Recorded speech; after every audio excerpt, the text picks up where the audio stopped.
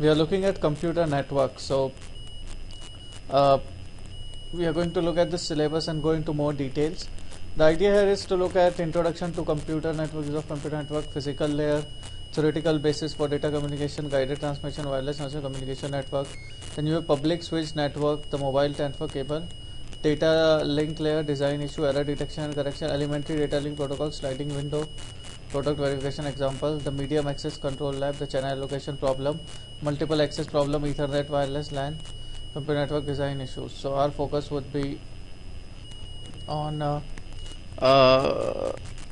DCEAP 406.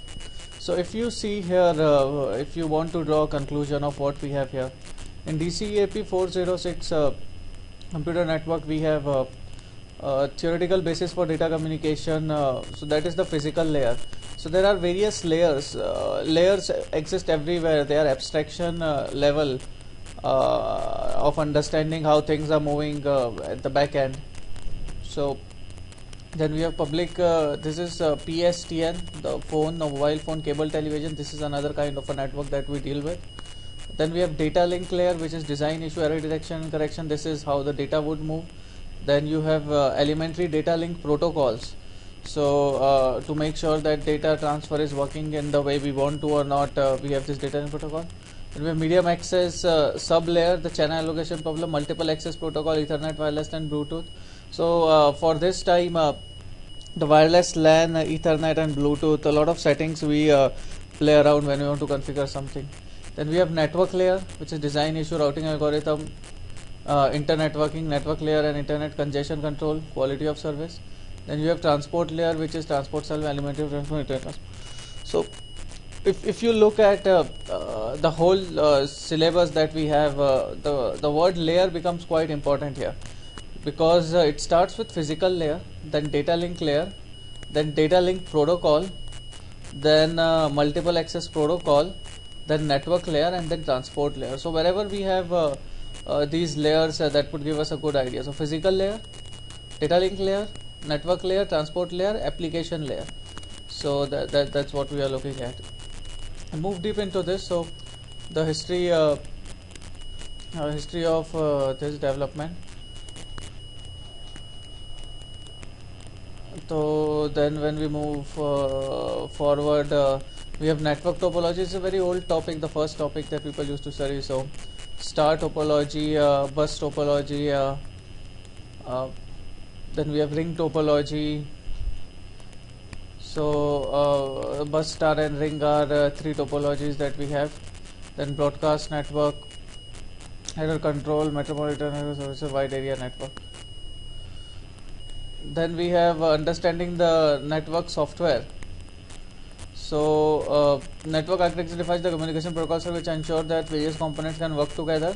The measure of communication done between DT and host computer, therefore transmission and control of communication. However, some computer system together to form network, resulting in a situation where different protocols are requested. Then layered of communication process. So open system interconnection was set up international set for network architecture. I was going to say standard setting up OS level. So this is layer 1, it's like translator, so the same would go. So physical layer, multiplexing, transmission media, flow control. So if you see a sending computer have communication buffer, transmitted data, discarded data, full communication buffers, a mechanism for identifying senders and receiver, error control, logical channel, routing. So routing is network, router, network.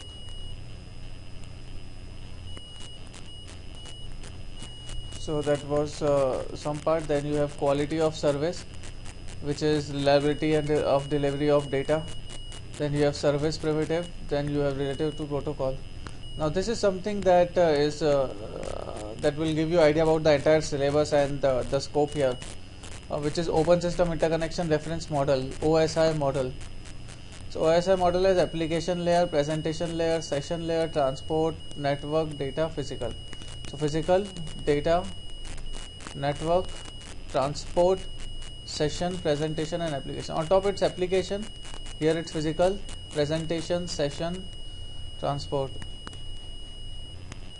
So these are the layers. Now TCP/IP communication architecture is application layer, application process, transport layer, host specific process, internet layer, routing process, and host to network, which is network specific processes.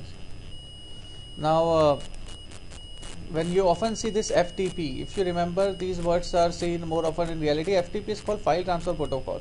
So when I make a website, I would upload this using FTP protocol. Then you have SMTP. This protocol is more often used in